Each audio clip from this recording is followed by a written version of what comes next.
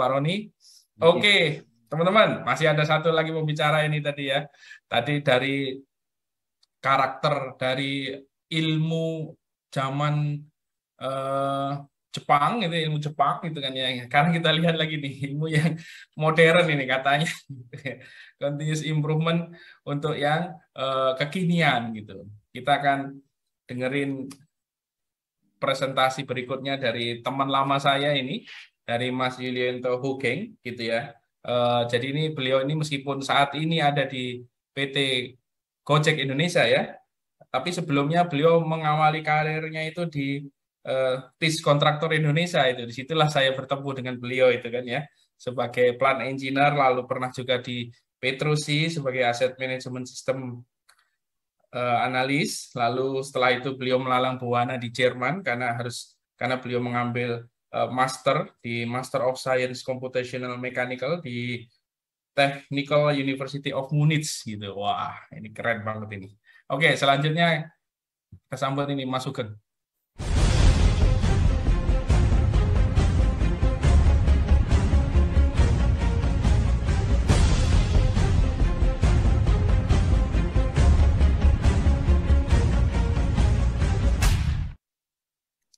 Halo, Guten Morgen.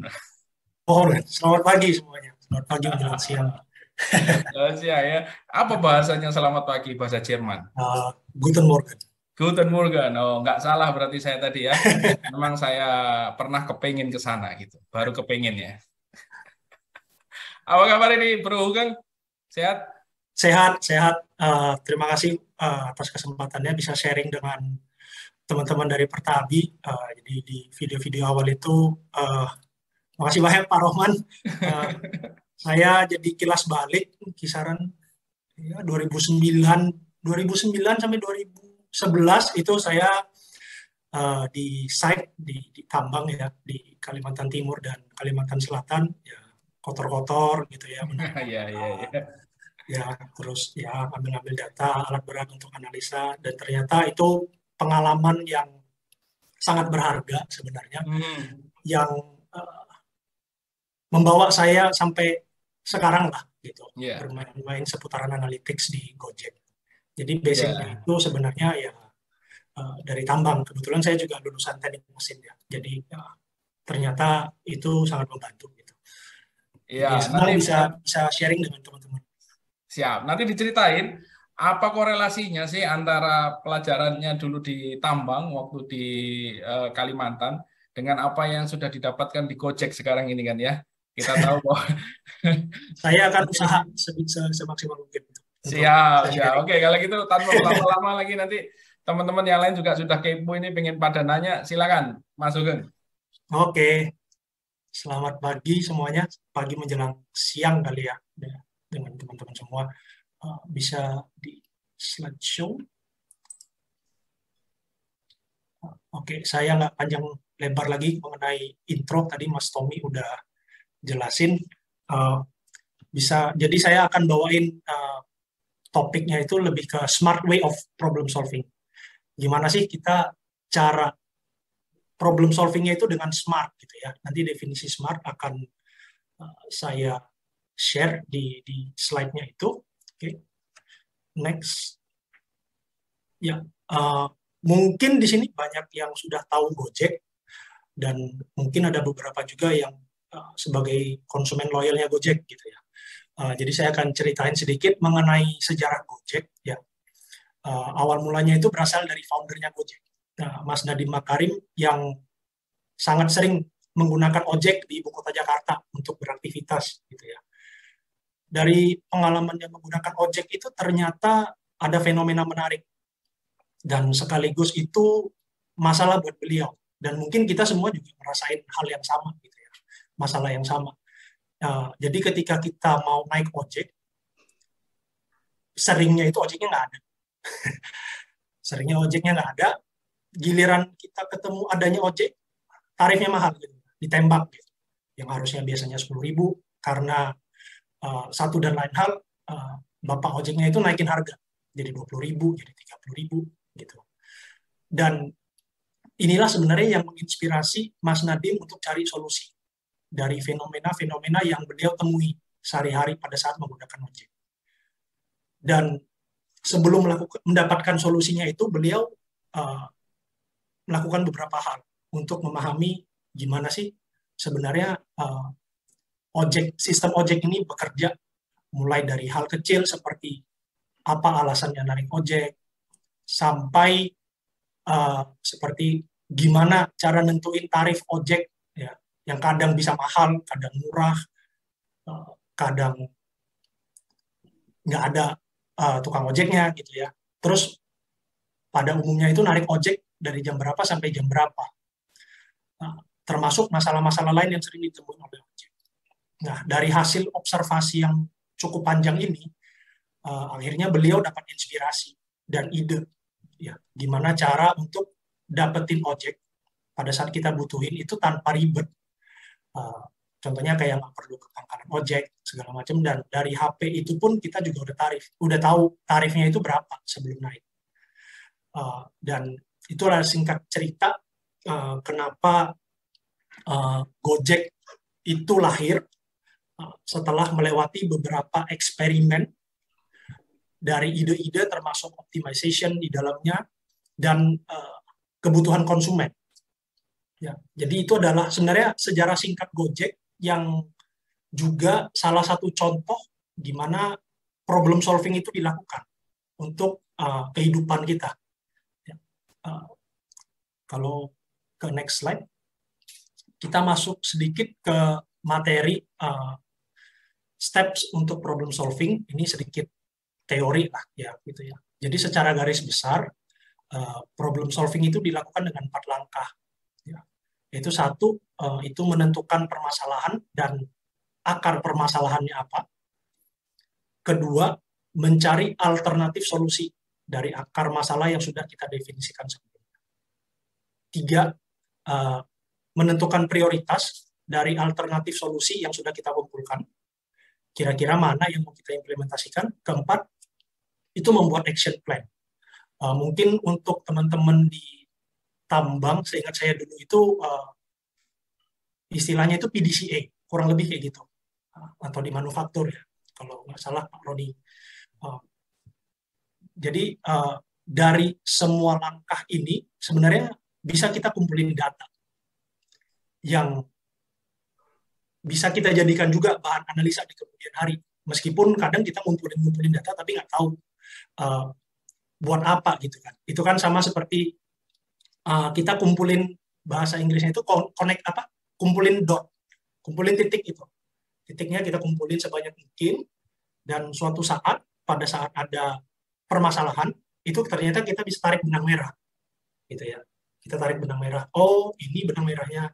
Terus seiring berjalannya waktu, permasalahan itu muncul, kita tarik lagi benang-benang, kita susun-susun, ternyata oh, jadilah sebuah benang yang kita tarik itu terjadi, misalnya jadi sebuah ekskavator, menjadi sebuah alat berat, yang kita dapat complete picture gitu ya. Nah, untuk masuk lebih ke dalam, bisa next slide. Untuk langkah pertamanya itu lebih ke define the problem statement. Ini sebenarnya metode umum yang sering digunakan untuk mencari akar permasalahan. Ya, di sini ada Ishikawa, Fishbone diagram, problem tree analysis, 5 whys. Saya rasa teman-teman di sini udah cukup familiar gitu ya dengan metode-metode ini.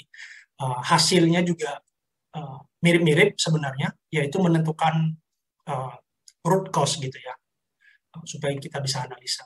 Nah, setelah menentukan akar masalah, next-nya itu kita harus menentukan problem statement yang smart. Ya. Apa itu smart yang dimaksud itu? Kalau ke next slide. Nah, smart itu adalah spesifik, measurable, itu dapat diukur, attainable, dapat dicapai, realistis, dan timely, ada batas waktu atau deadline-nya, kapan ini harus selesai. Mungkin kalau ke next slide ada satu contoh. Ya. Ini adalah contoh supaya nggak terlalu ngawang-ngawang gitu ya, apa yang dibahas tadi itu. Ini adalah contoh problem statement. Yang atas itu adalah contoh problem statement yang tidak smart menurut definisi tadi. Karena di dalamnya itu contohnya gimana cara saya meningkatkan skill saya sebagai pelajar, mahasiswa atau apapun lah itu, karena uh, di problem statement ini sebenarnya tidak dapat diukur. Dan uh, apa yang mau dicapai gitu dari improvement my skill apa gitu, ya kan? Kalau yang SMART itu contohnya seperti yang ada di bawah. Gimana caranya saya meningkatkan skill problem solving saya dari 50 poin ke 75 poin dalam 3 bulan misalkan. Nah, jadi uh, dari sini kita bisa mengukur kira-kira problem yang mau kita selesaikan itu bisa nggak dicapai dalam waktu sekian lama. Jadi harus ada unsur SMART lah di dalam. Kalau ke next slide. Nah, langkah kedua itu adalah mencari alternatif solusi. Jadi gimana caranya? Bisa dengan brainstorming, rapid ideation, atau mind mapping. Caranya itu ya mirip-mirip sebenarnya. Untuk setelah dari pengalaman saya, biasanya kalau di sesi formal itu ide-ide itu agak susah keluar. Agak susah keluar. Jadi di Gojek ini biasanya teman-teman itu mau problem solving itu bawanya ke sesi ngobrol-ngobrol. Diskusi, ngobrol-ngobrol. Oh, dapat nih ide, kayaknya bisa diginiin nih. Ya udah kita catat. Terus kita ngobrol lagi besokannya atau apa. Kita catat, terus akhirnya ya kita seriusin gitu dari ide-ide yang dari hasil obrolan itu kita catat. Nah, setelah itu kita masuk ke next slide, itu lebih ke memprioritaskan kira-kira mana yang ide-ide yang kita tulis itu kira-kira mana yang bisa kita kerjain. Ya, sebenarnya semuanya bisa kita kerjain. Tapi kan kita harus memprioritaskan waktu dan bandwidth yang kita punya. Nah, ini sebenarnya adalah impact effort matrix. Jadi kita bisa lihat di sini solusi yang mana itu effortnya seperti apa gitu ya. Jadi solusi yang membutuhkan low effort dan high impact itu adalah yang warna hijau. Low effort, high impact itu yang sebaiknya kita lakukan segera. Kita bisa dapetin quick wins dari sana. Ya. Kalau yang membutuhkan high effort, usaha kita harus tinggi sekali, dan impact-nya juga tinggi. Itu biasanya kita investigasi. Ya, kita prioritaskan itu ke nomor 2. Jadi prioritas satunya kita kerjain apa yang quick wins, supaya kita dapat hasilnya secepatnya. Kalau yang investigasi ini butuh waktu lebih lama, gitu ya, karena kita harus deep dive, kita pada saat implementasi itu membutuhkan waktu, gitu ya. Itu diinvestigasi. Nah, kalau untuk solusi yang low effort dan low impact, itu sebaiknya dipertimbangkan apakah benar ini harus dikerjain atau enggak. Kalau memang punya waktu lebih dan bandwidth dari manpower-nya cukup, ya silakan. Kalau nggak dikerjain juga nggak apa-apa sebenarnya, karena impact-nya itu kecil. Tetapi kalau ada ide atau action yang membutuhkan usaha yang sangat besar, tetapi impact-nya nggak ada, itu sebaiknya dihindarkan. Gitu. Jadi setelah kita memprioritaskan semua actions yang kita punya, kita lanjut ke langkah berikutnya. Nah, yaitu kita bikin action plan.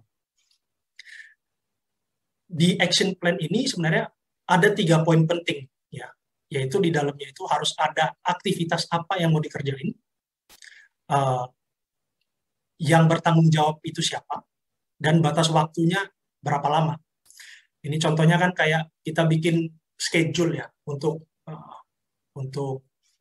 shutdown ekskavator misalkan. Ya kita kan harus ada aktivitas apa aja yang mau kita kerjain. Siapa yang bertanggung jawab, durasinya itu berapa lama segala macam.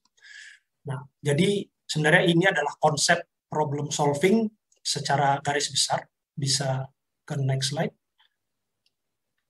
Nah, untuk memudahkan pemahaman, ini saya sisipkan satu contoh masalah yang pernah ditemuin sama tim Gojek di operasional Gojek ya. Case-nya itu adalah driver not found. Ini menarik karena pada saat konsumen itu mau pesan, ya GoRide, GoCar, atau GoFood, ya, di saat-saat tertentu itu kita nggak ketemu sama drivernya. Ya kan? Jadi setelah kita melakukan observasi, itu ternyata ada 2 problem statement yang ditemui. Ya. Satu, karena radius pencarian drivernya kekecilan, makanya nggak dapat driver. Misalkan kita di settingannya itu misalkan di 3 kilo. Ya, 3 kilo dari settingan itu 3 kilo, radius 3 kilometer. Ternyata saya itu ada di titik tengah dan ternyata drivernya itu ada di 4 kilo atau 5 kilo di luar saya. Nah, jadi itu kan secara sistem itu nggak akan nemu di dalam 3 kilo itu. Kalau nggak ada driver ya udah selesai, gitu kan, nggak dapat. Nah, itu yang sebenarnya salah satu permasalahan gitu ya. Radiusnya terlalu kecil atau terlalu besar itu juga masalah gitu. Kedua, itu adalah kekurangan driver. Ya, kekurangan driver. Jadi memang dari Gojeknya sendiri itu ya kekurangan mitra drivers karena nggak bisa catch up dengan demand yang ada. Gitu. Nah, dari 2 problem statement ini sebenarnya kita bisa coba untuk cari kira-kira ide apa yang bisa dipakai untuk memecahkan masalah. Ya. Satu, yaitu yang saya sebutkan tadi, kita adjust search radiusnya, bisa kita kecilin atau kita besarin, ya kita cari titik optimalnya. Kedua adalah kita merekrut calon atau mitra drivers ya, bahasanya di Gojek itu onboarding new drivers. Nah, setelah itu kami prioritaskan action-nya itu yang mau kita kerjakan itu menggunakan import effort matrix. Nah, untuk solusi penyesuaian radius pencarian drivers, itu dikategorikan sebagai action yang membutuhkan high effort dan high impact. Ya. Kenapa high effort? Karena radius search ini nggak bisa langsung kita tentukan sebenarnya. Tentukan langsung misalkan 1 kilo, 2 kilo, 3 kilo, gitu kan. Itu nggak bisa. Itu harus melalui proses yang panjang. Kami itu ada eksperimen, misalkan. Kira-kira radius paling optimal itu berapa? Dan eksperimen itu membutuhkan waktu yang panjang sampai kita bisa yakin radius sekian ini adalah yang terbaik untuk sementara waktu gitu ya, karena demand-nya itu kan berubah-ubah ya. Terus implementasinya itu juga lama karena kita membutuhkan masih di slide sebelumnya ya, implementasinya itu juga lama gitu ya, karena kita butuh bantuan dari tim tech dan mereka juga punya prioritas kerjaan gitu. Yang kedua itu dari kira-kira solusinya itu yang kedua itu adalah rekrutmen calon mitra, kita onboard new drivers. Ini dikategorikan sebagai action yang low effort tapi high impact karena prosesnya itu jauh lebih sederhana dibandingkan kita eksperimen untuk menentukan radius pencarian drivers. Ya. Jadi onboarding new drivers ini sebenarnya adalah quick wins untuk case driver not found ini, tidak ditemukannya driver.